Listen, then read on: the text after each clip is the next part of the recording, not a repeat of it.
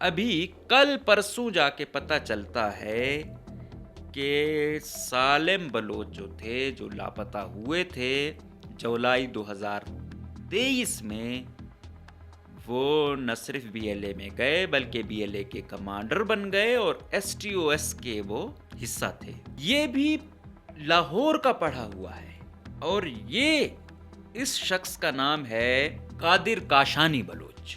Even कि मैंने सुना कि ये जो बाहर से अरब आते हैं तो इनके भाई वगैरह ही उनको इंटरटेन करते हैं, उनके ही मेहमान होते हैं। तो मतलब ठीक ठाक इनका निज़ाम था, अच्छे खाते पीते, करोड़पति, अगर अरबपति नहीं है तो करोड़पति घराना ज़रूर है। अब जो आपको याद हो, पिछले साल जो एक नौजवान मारा गया था, उसका सियासी घराने से ताल्लुक था, वो भी अमीर घराना था, सूफियान कुर्द। वो और ये एक ही कौंसल में थे। अच्छा, अगर सूफियान कुर्द एक तो सियासी घराना था और सूफियान बहुत पढ़ने वाला था, और उसका माइंडसेट यही बताते हैं कि वो कमीशन था पे सीएसएस पीसीएस की जानिब था। लेकिन दरमियान में उसका माइंडसेट कैसे चेंज हुआ, इस बारे में कोई समझ नहीं आती। जब ये मारंग लोग गए थे तो गालिबन ये लोग भी गिरफ्तार हुए थे। जब उनको गिरफ्तार किया गया था, सूफियान था, आई थिंक ये भी था, कादिर भी था, ये अनवारुल हक काकड़ जैसे लोग। दारुल हुकूमत है वहाँ पे, आप क्वेटा से, तुर्बत से वहाँ तक आए हैं और फरियादें लेकर आए हैं। कम से कम अगर उनको सुन नहीं सकते, आप उन पे सर्दियों की रातों में, ठीक है, ठंडा पानी छोड़ रहे हैं, पुलिस से उनको टॉर्चर करवा रहे हैं, तशद्दुद का निशाना बनवा रहे हैं, गिरफ्तार करवा रहे हैं। अच्छा, इधर उन्होंने फिर और नैरेटिव दिया। आजकल जो नैरेटिव पे खेल रही है बीएलए, वो आप देखो। इधर उन्होंने अपनी प्रेस रिलीज में लिखा, कहा जाता है कि हमेशा तहरीक सिर्फ महरूमियों से जन्म लेती है। तो कहते हैं कि चेयरमैन कादिर जो है, इसने ये चीज़ गलत साबित की है। इसके पास तमाम आसाइशें थीं, अच्छा वेल सेटल्ड घराना था, उसके बावजूद इसने ज़रूरत महसूस की कि कौमी आज़ादी के लिए अस्करियत पसंदी का रास्ता चुना जाए। ठीक है, फिर इस दफ़ा उन्होंने क्या किया कि जोड़ूं, एक तो वो गालिबन मरियम बुज़दार नामी वो थी, पहले उसका शोहर मारा गया, इस दफ़ा उसने सुसाइड किया। इस दफ़ा पसरे में जो अटैक किया वसीम बलोच और उसकी जो अहलिया थी यसमा बलोच, तो वो कहते भाई हम अलग अलग, तो आप ये इल्ज़ाम लगाते थे कि हमारे पास अलग अलग ये ब्लैकमेल कर रहे हैं तो आ रहे हैं, या यहाँ तो जोड़ा साथ है हमारे। गवर्नेंस 2 नंबरी की इंतहा है, right person for right job नहीं है, तो हम क्या कहें। उधर ये चीज़ें हैं कि ना बच्चा छोड़ा जा रहा है, ना बुजुर्ग छोड़ा जा रहा है, ना नॉन एजुकेटेड छोड़ा जा रहा है, ना एजुकेटेड छोड़ा जा रहा है, ना स्कॉलर छोड़ा जा रहा है, और इधर दुनिया के नोटोरियस तरीन लोग हमारे ऊपर हुक्मरान बनकर मुसल्लत किए जा रहे हैं। और अगर इस मुल्क, इस सूबे और यहाँ की आवाम को खुशहाल करना है तो सबसे पहले इस नोटोरियस लोगों के खिलाफ एहतसाब शुरू करो, साइड लाइन करके। अच्छा, जिनका मैंडेट है वो लोग आएं और इस सूबे को या इस मुल्क को किसी पटरी पर डालें।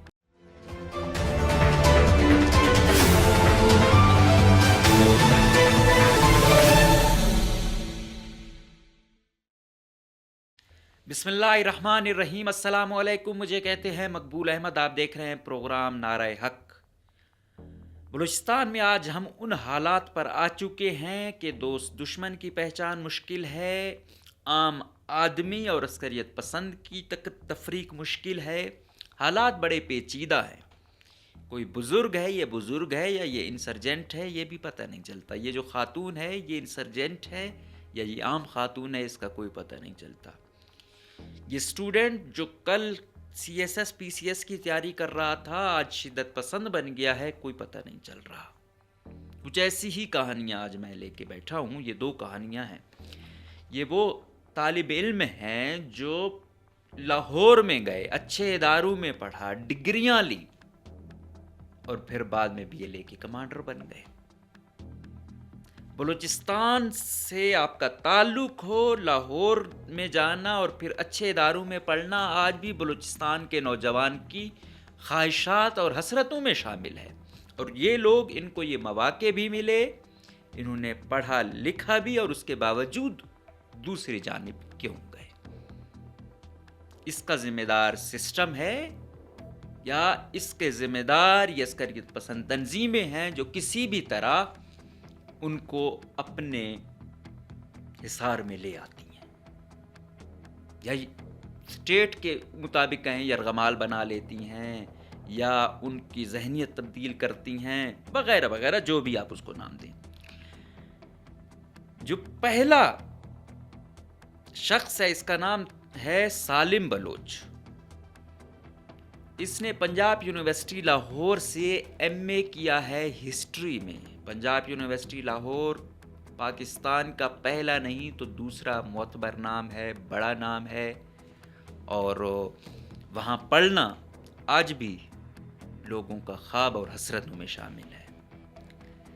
سالم بلوچ ڈگری مکمل کر کے آتے ہیں یہاں پہ اپنے علاقے میں، EHRCP کے بھی اپنے علاقے میں زون کے ریپریزنٹیٹیو ہوتے ہیں۔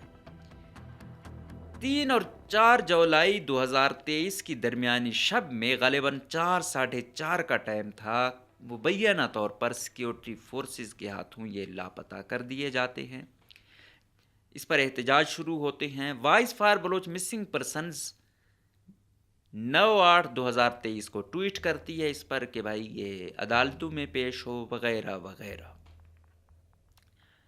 اچھا، ابھی کل پرسوں جا کے پتہ چلتا ہے کہ سالم بلوچ جو تھے، جو لاپتہ ہوئے تھے جولائی 2023 میں، وہ نہ صرف BLA میں گئے بلکہ BLA کے کمانڈر بن گئے اور STOS کے وہ حصہ تھے۔ STOS ان کا ایک ونگ ہے، جس طرح مجید برگیڈ ان کا ونگ ہے، زراب ان کا ونگ ہے، فتح اسکواڈ ان کا ونگ ہے، ٹھیک ہے۔ اسی طریقے سے یہ STOS ونگ ہے ان کا۔ یہ جن محاذوں پر گئے، یہ پہلے پہاڑی محاذ پر تھے، مطلب پہاڑوں پہ ہوتے تھے، ہٹ اینڈ رن والی پالیسی تھی، پھر یہ شہری محاذ پر آئے۔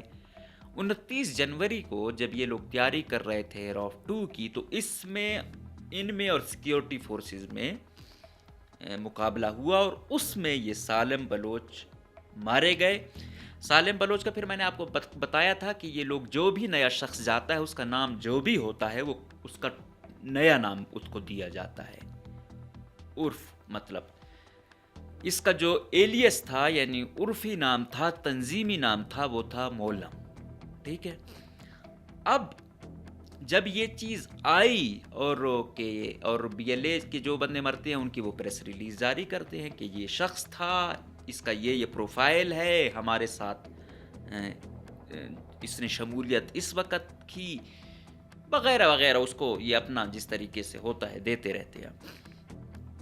تو اس پر سوشل میڈیا پر وہ ہو گئی کہ یہ تو وہی شخص تھا جو 2023 میں لاپتہ ہوا۔ اس پر بلوچ یکجہتی committee, Baloch councils, social activist, ہر جگہ احتجاج ہوا کہ بھائی اس کو بازیاب کیا جائے۔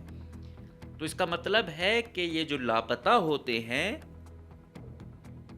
جب جو اسٹیٹ نیریٹو ہے وہ یہ کہتا ہے کہ جو یہ لاپتہ کر دیے جاتے ہیں، اس کا مطلب ہے یہ BLA یا BLF میں ہوتے ہیں۔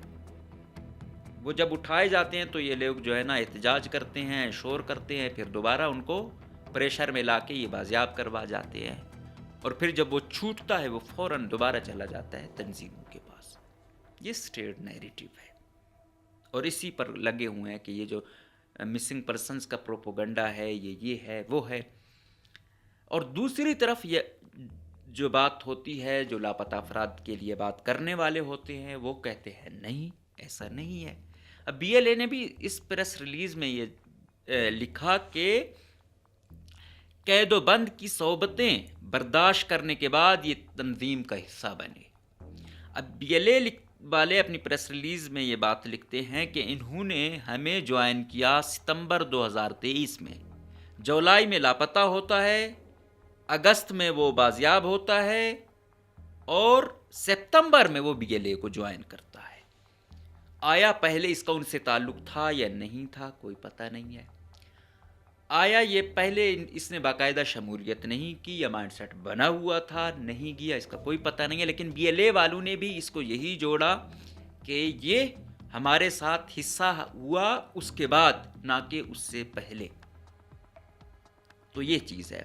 اور جو لوگ ہیں BYC والے یا دوسرے والے کہ یہ جو ریاست یہ الزام لگا رہی ہے کہ ہم ان کے لیے بات کرتے تھے، تو اس وقت یہ لاپتہ ہوئے تھے، یہ BLA کا حصہ نہیں تھے، یہ عام آدمی تھے، عام سٹوڈنٹ تھے یہ بی ایل اے کا حصہ اس وقت بنے جب یہ لاپتہ ہوئے، پھر وہ کہتے ہیں ان کو ٹارچر کیا گیا یا جو کچھ بھی کیا گیا، اس کے بعد پھر یہ وہ کیا کہتے ہیں دل برداشتہ ہو کے یا پھر بدزن ہو کے بی ایل اے کے پاس گئے.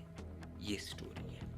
ریاست پھر کہتی ہے کہ جس اسٹوڈنٹ کو ہم نے اسکالرشپ دیا، لاہور تک لے گئے اور ہر طریقے کی سہولت دی، ڈگری مکمل کی، اس کے باوجود یہ ریاست کے خلاف اٹھ کھڑے ہوئے ہیں، تو ریاست اس سے زیادہ ان کو کیا دے؟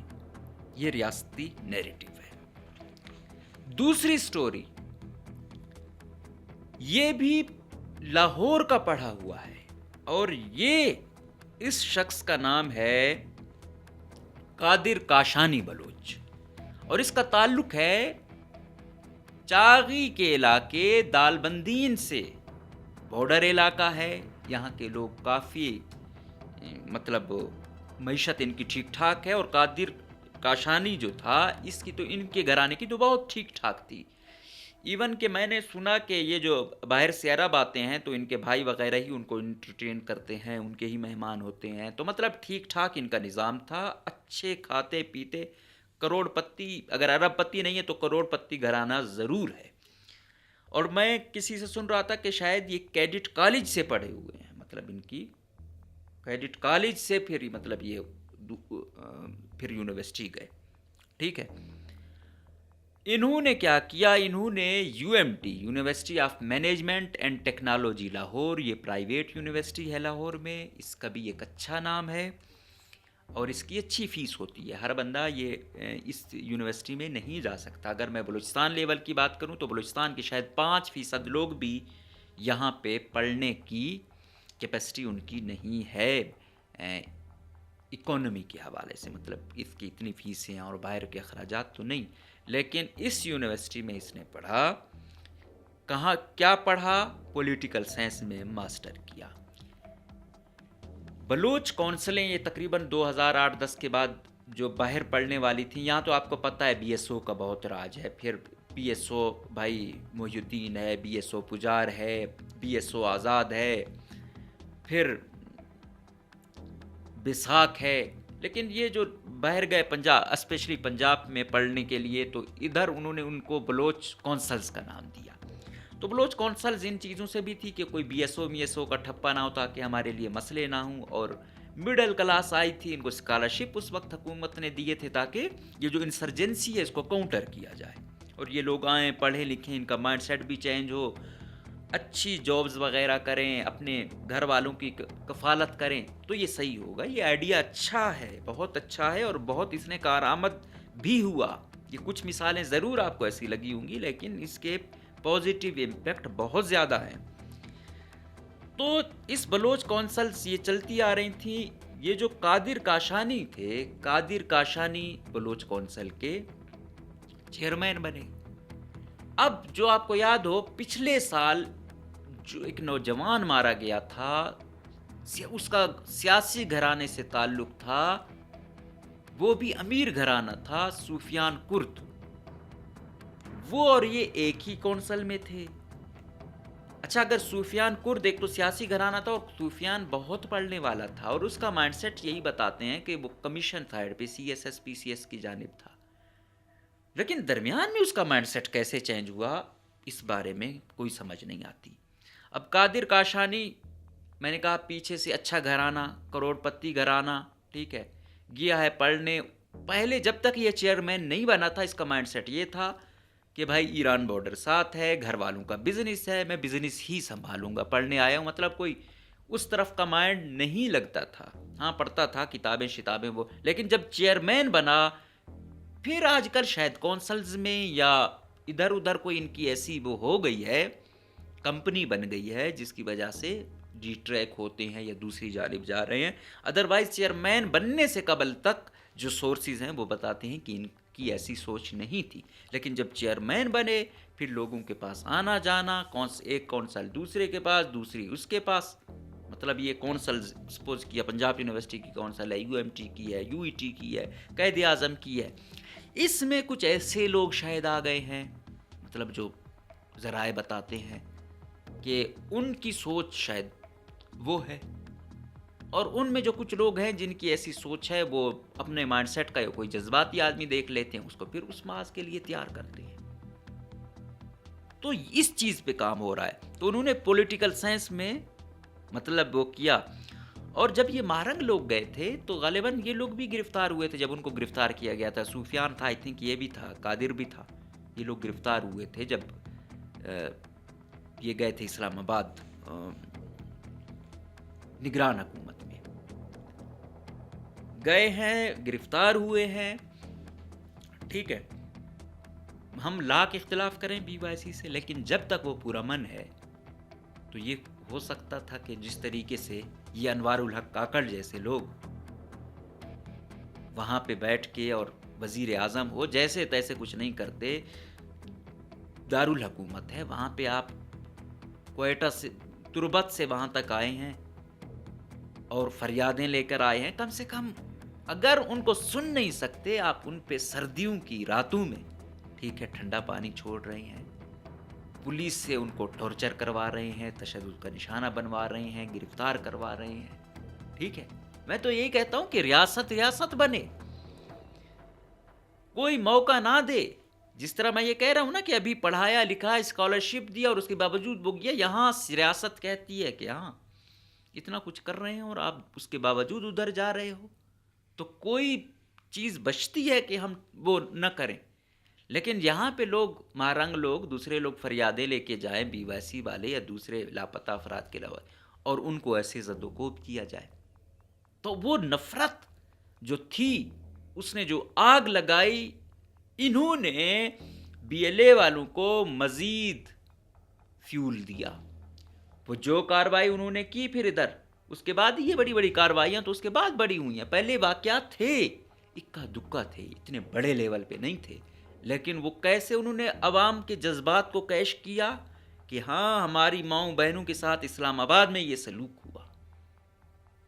تو بس ان کو تو ان کا تو کیا ہے، جس طرح کہتے ہیں نا کہ جو گوریلا وار سے ریلیٹڈ پڑھتے ہیں یا ان کو سمجھ بوجھ ہے یا ان کو پتہ ہے کہ انسرجنسی کیا ہے، تو ان کو پتہ ہے کہ جس طرح ایک مچھلی زندہ رہتی ہے پانی میں، اسی طرح جو انسرجنٹس ہیں، یہ عسکریت پسند گروپ ہیں، یہ ہمیشہ ان کی عوام میں جڑیں ہوتی ہیں، اس کے بعد یہ کامیاب ہو سکتے ہیں.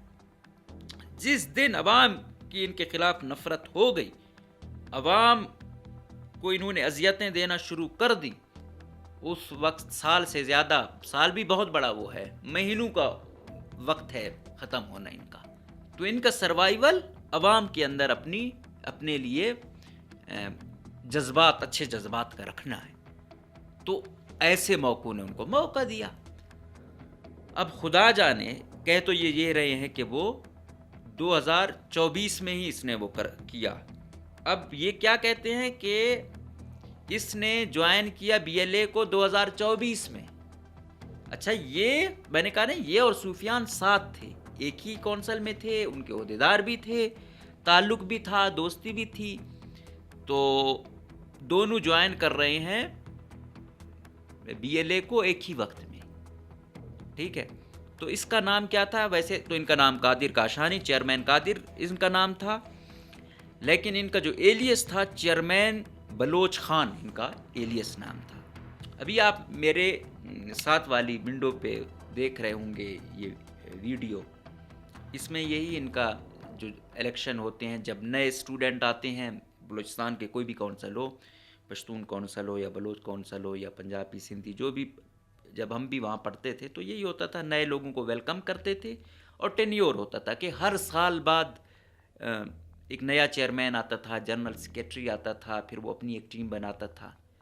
تو اس میں آپ دیکھ رہے ہیں کہ یہ بنے ہوئے ہیں چیئرمین، یہ قادر جو ہے بیٹھا ہوا ہے، اس کے ساتھ جو جنرل سیکریٹری ہے عادل بلوچ، اس کا تعلق گوادر سے ہے.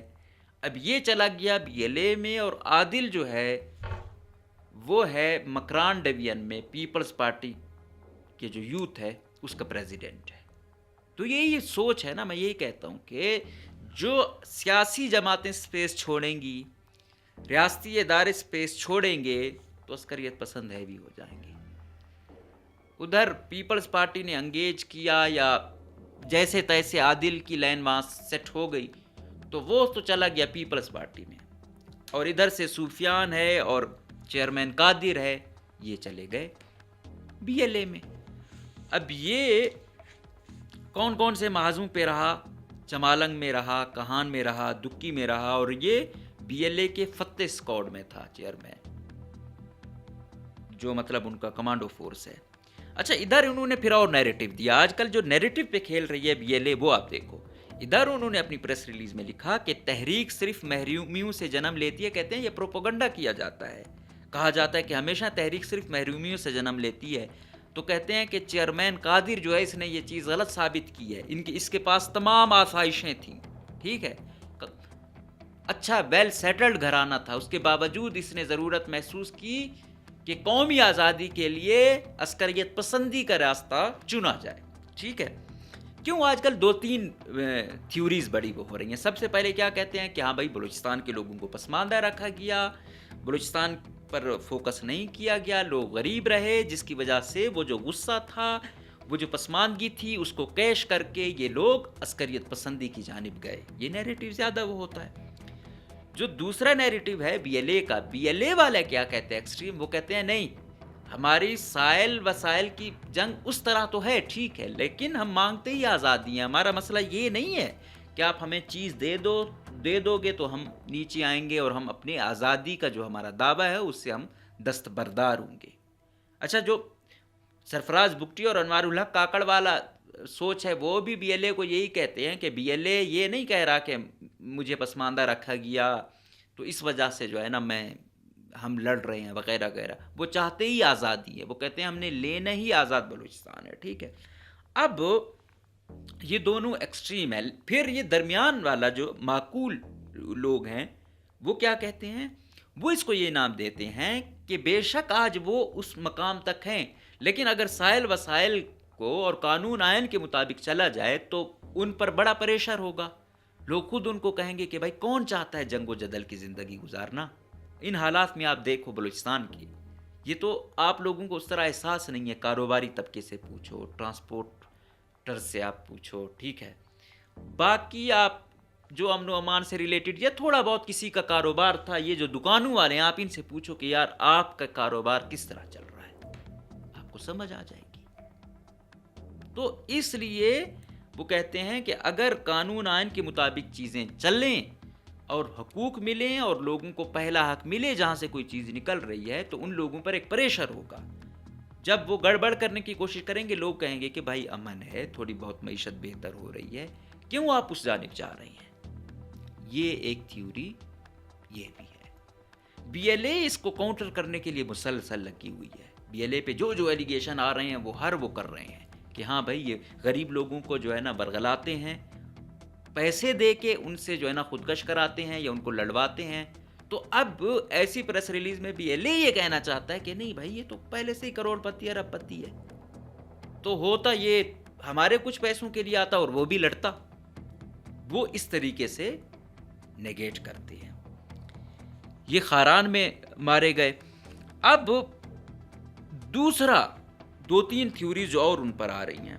پھر پہلے کہتے تھے کہ یہ خواتین کو جو ہے نا ورغلاتے ہیں یا بلیک میل کرتے ہیں اور اس تھرو ان سے سوسائڈ کرایا جاتا ہے۔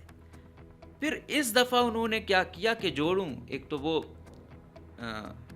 غالباً مریم بزدار نامی وہ تھی، پہلے اس کا شوہر مارا گیا، اس دفعہ اس نے سوسائڈ کیا۔ اس دفعہ پسنے میں جو اٹیک کیا وسیم بلوچ اور اس کی جو اہلیہ تھیں یسما بلوچ، تو وہ کہتے ہیں بھائی ہم تو الگ الگ، تو آپ یہ الزام لگاتے تھے کہ ہمارے پاس الگ الگ یہ بلیک میل کر رہے ہیں تو آ رہے ہیں، یہاں تو جوڑا ساتھ ہے ہمارے۔ اب لیکن ریاست کا پھر وہی بیانیہ ہوتا ہے کہ ان کو بلیک میل کیا جاتا ہے اور ان سے سوسائڈ کرایا جاتا ہے۔ کبھی کہتے ہیں نشہ ان کو کرایا جاتا ہے تو ان سے سوسائڈ کرایا جاتا ہے۔ یہ ریاستی بیانیہ ہے۔ اور جس طرح ان پہ پہلے الزام تھا کہ چھوٹی بچیاں ہیں، ٹھیک ہے، کالج گوئنگ ہوتی ہیں یا جنزی ہے، ٹھیک ہے، تو ان سے سوسائڈ کرائے جاتے ہیں، یہ بھی ایل اے پہ الزام لگا۔ اس کو انہوں نے اس دفعہ کاؤنٹر کرنے کے لیے کیا کیا کہ بزرگ لوگوں سے 60 سال پلس مرد اور خاتون سے جو ہے نا انہوں نے وہ سوسائڈ کروایا. وہاں پھر انہوں نے اس تھیوری کو ریجیکٹ کروانے کی کوشش کی کہ بھائی جو آپ یہ کہتے ہو تو ہمارے پاس یہ بھی ہے. تو مطلب انسان دنگ رہ جاتا ہے کہ کیا کرے. دوسری طرف کوئی پتہ نہیں چلتا. میں یہ کہہ رہا ہوں کہ لاپتہ کرنا سنگین ایشو ہے. یہی چیز جب کبھی ڈسکس بھی ہوتی ہے سیکیورٹی اداروں سے کہ یہ ایشو جو ہے نا بڑا کریٹیکل ہوتا ہے, جس خاندان پہ گزر رہی ہوتی ہے وہی بہتر جانتا ہے. وہ ویسے تو نہیں مانتے, لیکن کبھی کبھی ان میں کوئی ایسا وہ ہو تو وہ کہتا ہے کہ بھائی یہ تنظیموں میں ملوث ہوتے ہیں, ہم تو اتنے کروڑوں لوگ ہیں, ان کو کیوں نہیں اٹھاتے. ٹھیک ہے, اب جسٹیفیکیشن وہ اپنی بھی دیتے ہیں, لیکن ساتھ میں یہی ہے کہ صرف یہ نہیں ہوتا کہ یار تنظیم کے ساتھ ہی کوئی ہے تو یا شک کی بنیاد پہ بھی ہم کہتے ہیں چلو آپ کو مجھ پہ شک ہے, ریاستی اداروں کے پاس یہ استحقاق ہے میری انویسٹیگیشن کریں ہر طریقے سے, لیکن زد و کوب کرنا, تشدد کا نشانہ بنانا, عزت نفس مجروح کرنا, یہ چیز نہیں ہونی چاہیے. جو فیکٹر دکھ رہا ہے نا, جو جس کو بی ایل اے بھی کیش کر رہا ہے کہ ہاں یہ لاپتہ کرتے ہیں, زد و کوب کرتے ہیں, اس وجہ سے یہ شخص ہمارے پاس آیا, تو یہ جواز ریاست پھر نہ دے. اب یہ بیانیے اور جنگ اس طریقے کی آ چکی ہے کہ میں نے کہا نہیں کہ بندہ کیا کہے. غربت کا وہ کریں تو وہ کہتے ہیں یہ دیکھو امیر بھی ہمارے ساتھ ہے. خواتین کا کہیں کہ بھائی خواتین جو ہے نا ہریس کر کے یہ لے جاتے ہیں تو وہ کہتے ہیں کہ چلو خواتین ہریس کر کے ایک لے گئے ہوں گے, یہ جوڑا تو نہیں لے کر گئے. پھر جب کہا جاتا ہے کہ چھوٹی خواتین کو یا ان کو پیسوں کی خاطر وہ لے گئے تو وہ پھر اس کے لیے ایک اور سٹانس دیتے ہیں. تو اب سچویشنیں بڑی ٹف ہیں. اب کیا ہوگا؟ اب یہ لوگ تو بڑے کیلکولیٹو چل رہے ہیں. یہاں آپ کی حکومت کیسے چل رہی ہے؟ آپ کے وزیر اس حد تک گرے ہوئے ہیں کہ کوئی شخص معطل بھی ہو جائے نا, اس کو بحالی کے لیے بھی پیسے منسٹر اور سیکٹری لیتے ہیں. اور تو آپ چھوڑو کمائی ان کا فوکس دیکھو. ایک طرف نہ بزرگ کا پتہ چل رہا ہے کہ یہ شدت پسند ہے, عسکریت پسند ہے یا عام شہری ہے, بزرگ ہے, نہ خاتون کا پتہ چل رہا ہے. دوسری جانب آپ کے وزیر کیسے بنے ہوئے ہیں کہ پی ایس ڈی پیاں تو کھا گئے, پھر جو ٹھیکہ آتا ہے وہ تو اپنا بیٹا بھتیجا یا فرنٹ مین کو دیا, الٹا ٹرانسفر پوسٹنگ پہ پیسہ. اور ان کو جب کہا جائے کہ یار آپ آؤ ذرا وزیر داخلہ بنو تو کوئی نہیں بنتا. حالانکہ افیکٹو لوگ ہیں, نہیں بنتے. کیوں ظہور بلیدی نہیں بن رہا؟ لوگ پڑھے لکھے جیسے تیسے الیکشن آپ لوگوں کے سامنے ہے, اگر خامخواہ لاتے بھی ہو تو کیلیپر والے لوگ نہ ہو. ایسے لوگوں کو لانا. نور محمد صاحب فرما رہے تھے گندم کی وہ خراب ہو رہی تھی, ہم نے بیچی. کتنی خراب ہو رہی تھیں؟ خراب کچھ تھیں اور ساری خراب کے کھاتے میں ڈال کے بیچی گئی. میں نے پہلے بھی پروگرام کیا, ابھی میں پھر کچھ دنوں میں وہ آپ کو مزید ڈیٹیل میں وہ کروں گا کہ کیسے اربوں کی واردات نور محمد دومر, مظفر ذیشان, انہوں نے ورغلا کے کیبنٹ کو یوز کر کے ارب پتی بن گئے. آج مظفر ذیشان دوبارہ اسلام آباد یاترا میں جو ہے نا مبینہ طور پہ بس پیسوں کے بھرے بیگ لے کے جا رہا ہے, مزید کماؤ پوسٹ پہ آنا چاہتا ہے. نور محمد ویسے ہی وزیر ہے, اس کے ہر چیز ڈی سی اے سی اپنا, ایم ایس اپنا, ڈی ایچ او اپنا. اس تھرو آپ لڑو گے, عسکریت پسندی کا مقابلہ کرو گے, شدت پسندوں کا مقابلہ کرو گے, تو سسٹم میں ہی فلیکس ہے. بیڈ گورننس 2 نمبری کی انتہا ہے. Right person for right job نہیں ہے. تو ہم کیا کہیں؟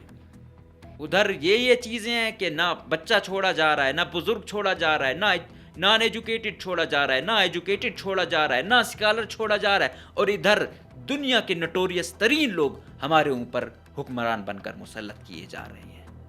اب یہ تو فیصلہ سازوں کو سوچنا ہوگا کہ اس چیز کو کاؤنٹر کرنے کے لیے آپ کے پاس کیا اسٹریٹجی ہے. آیا ہمیشہ جنگ ہی کرنی ہے؟